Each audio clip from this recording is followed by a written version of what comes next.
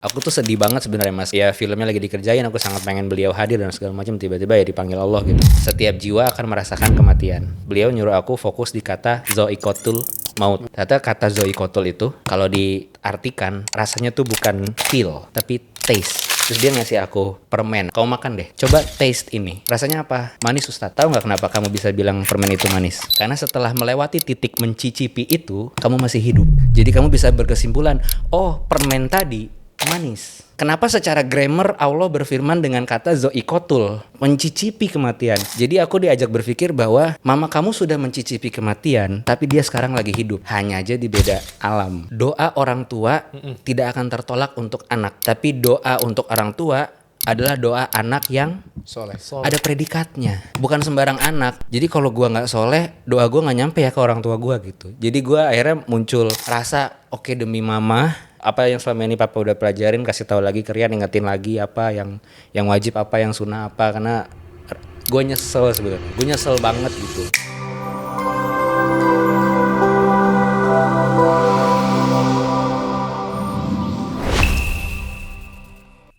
Rian itu banyak memasukkan nilai-nilai value secara religi tuh kental loh. Tentang takdir. Yeah. Terus ya, tadi bercandaannya juga pertolongan Allah Keren. sangat dekat. Itu kan Masya Allah tuh. Ya nggak lah. Nah sebenarnya ada influence apa sih? Itu datang dari mana tuh ya? Iya, datang dari mana tuh Rian? Apakah dari dulu? Apa karena ya kita tahu Sumatera Barat itu kan orang Minang tuh dekat sekali dengan agama gitu. Betul. Apakah memang pengaruh dari dulu? Sepertinya iya, menurutku iya gitu, karena memang terutama mungkin ayah ibuku memang aku bersaksi lah gitu, mereka taat gitu.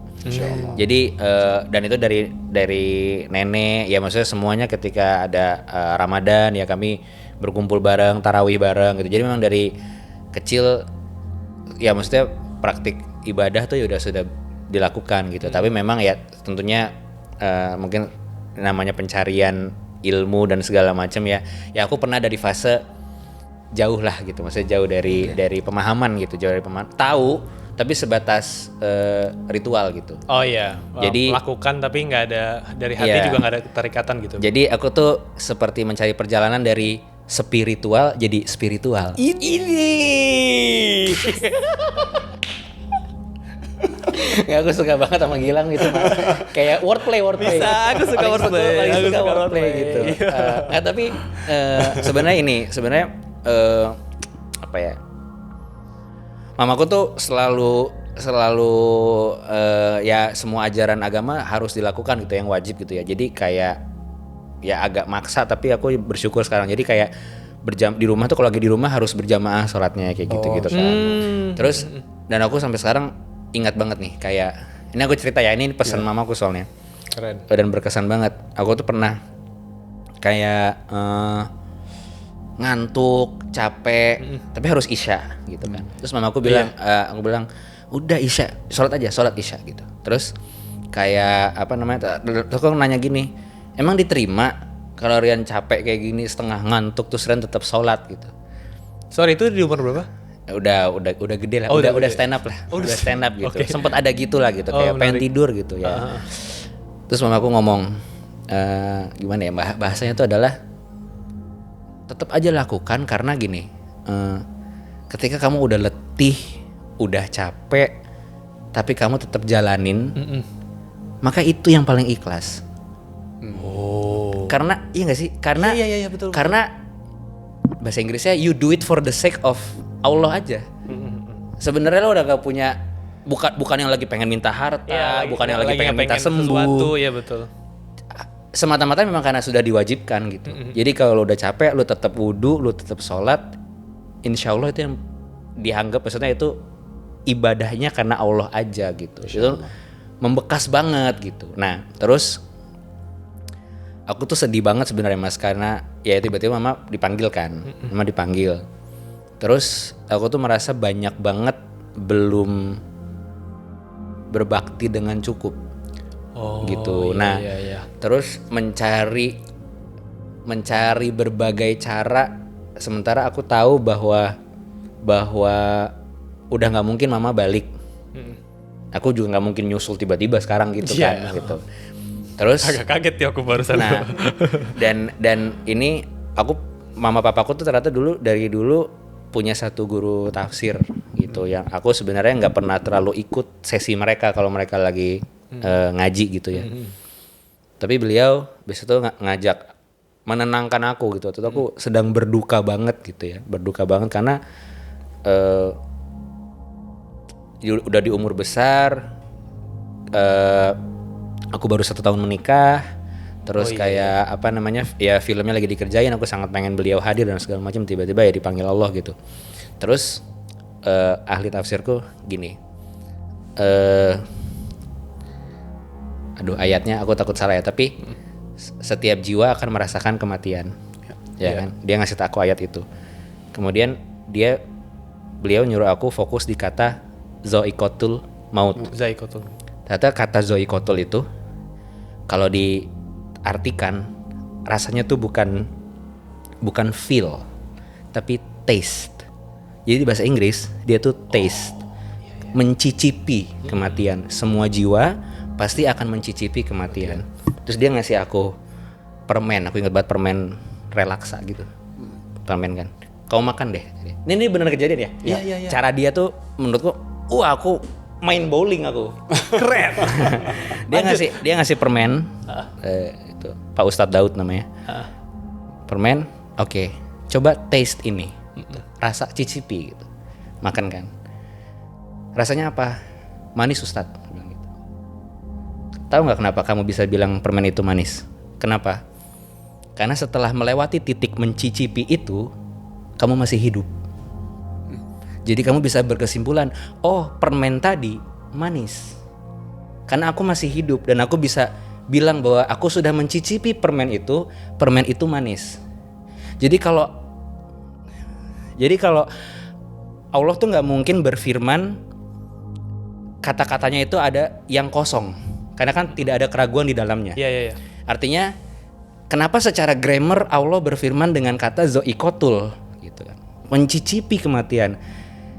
Jadi aku diajak berpikir bahwa mama kamu sudah mencicipi kematian, tapi dia sekarang lagi hidup. Hanya aja di beda alam.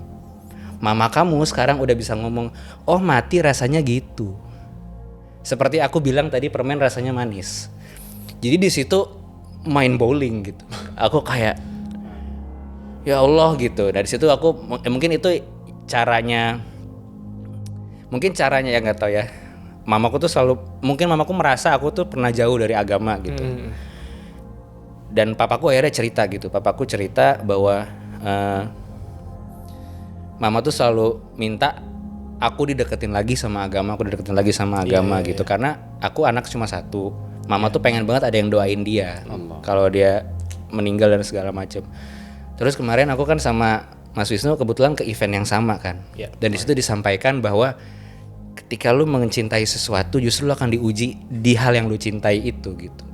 Jadi mungkin apa ya, cara Allah ya, aku mungkin berkesimpulan bisa aja salah ya, tapi mungkin pengabulan doa mama yang minta ke Allah aku dekat ke agama adalah dengan wafatnya beliau gitu. Bisa ya kan maksudnya, karena kesana, karena setelah Ustadz Daud ngasih perumpamaan permen itu, terus aku bilang, jadi aku sekarang masih bisa berbakti sama mama gitu. Masih bisa Rian katanya gitu. Masih bisa gitu, yang semua kan terputus awalnya buat mama, semua nggak ada kecuali kalau mama pernah punya amal jariah. Dan yang menarik adalah selagi-lagi secara tata bahasa kita suka wordplay kan. I love wordplay. Doa orang tua tidak akan tertolak untuk anak, ya kan? Tapi doa untuk orang tua adalah doa anak yang soleh. Ada predikatnya. Bukan sembarang anak. Orang tua ibaratnya ya, orang tua mau kayak apa dia doain anaknya diijabah. Tapi untuk orang tua, anak yang soleh. Jadi kalau gue nggak soleh, doa gue nggak nyampe ya ke orang tua gue gitu. Jadi gue akhirnya muncul rasa oke, demi mama, demi gue, karena gue nggak bisa secara metafisika udah nggak bisa ngebayangin dia lagi di mana. Gue nggak bisa beliin dia makanan, gue nggak bisa check outin dia Shopee sekarang gitu. Yang bisa ya nganterin doa. Sementara ada kata itu. Ada syarat itu. Ada syarat harus soleh gitu. Ya udah kayak this is for nyokap sebenarnya. Jadi gue baru kayak ya udah papa aku yuk apa yang selama ini papa udah pelajarin kasih tahu lagi ke Rian, ingetin lagi apa yang wajib apa yang sunnah apa, karena gue nyesel sebenarnya. Gue nyesel banget gitu. Nyesel banget kalau dulu tuh sama nyokap ya dia dengan sebegitunya ngingetin terus ya gitu ya. Tapi ya qadarullah lah gitu. Masya Allah. Pantesan Nah nangis dikit nih, nangis dikit. Gue juga ini banget. udah agak begetar suara tuh. Iya tapi ya itu sih yang kata Zoi Kotul itu membuka banyak banget buatku. Oke, ada dari Gilang? Iya, aku tuh tahu fakta kalau ketika suci ya bang ya, mamanya Bang Rian tuh selalu datang kalau nggak salah ya. Setiap episode lang. Setiap episode. Jadi kan 13 minggu ya.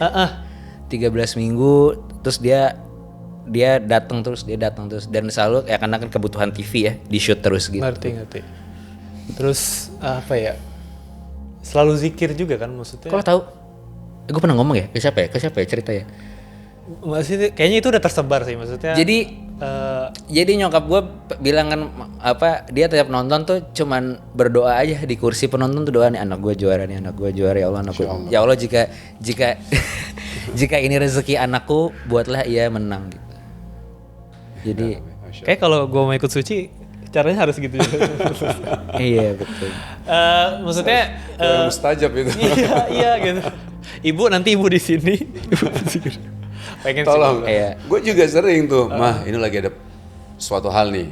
Tolong doain. Dan tolong nangis, Mah. Iya, Kalau iya. nggak bisa, tolong paksain nangis. Kan jadi doa ibu itu udah mustajab, apalagi doa ibu yang bahasanya berderai-derai Iya, air mata iya, gitu. iya, iya. Jadi bahasanya karena nyokap ketawa juga gitu. betul. Apa sih Iya, Nu gitu. Dicubit biar nangis. Doanya pakai bawang. Aku juga kayak gitu, Mas Tewe. Salah satunya juga ini, ketika anakku lahir, aku tuh ngerasa bersalah banget sama ibuku kan.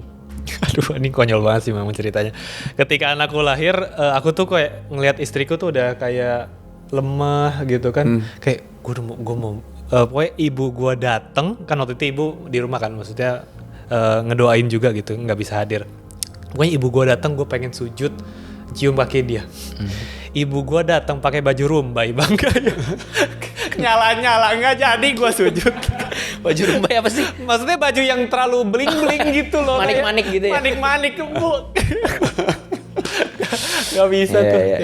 Ya memang perasaan itu tuh gue selalu mengambil pelajaran dari mungkin orang-orang yang mungkin secara ini ibunya sudah wafat kayak lo kayak aduh gue Iya. harus nanti gue pulang harus mungkin telepon ibu gue lagi kayak. Telepon. Tapi dari kisahnya Rian ini memang bahwa bahasanya apa namanya ya, mungkin fondasi kita itu soal agama ya, itu kuat sekali kalau kita memang bisa mengajarkannya dari kecil ya Rian ya. Iya.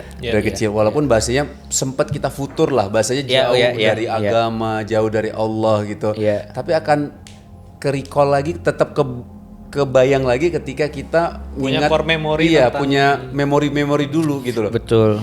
Nah, itu Nah, aku mungkin share sedikit lagi ya. Jadi berbicara soal influence itu memang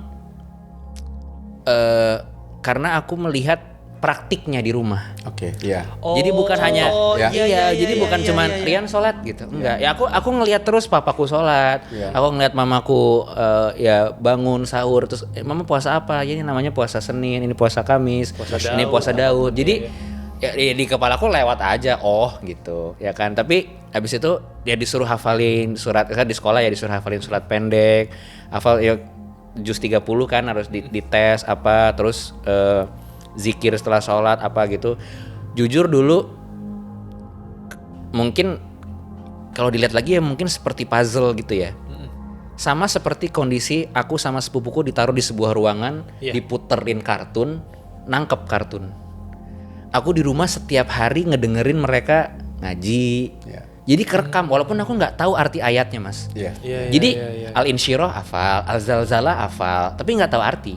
Jadi kalau sholat tuh ya aku bisa mengakui sholatnya dulu kosong lah. tahu rukunnya ya kan segala macam ini bacaannya ini gitu.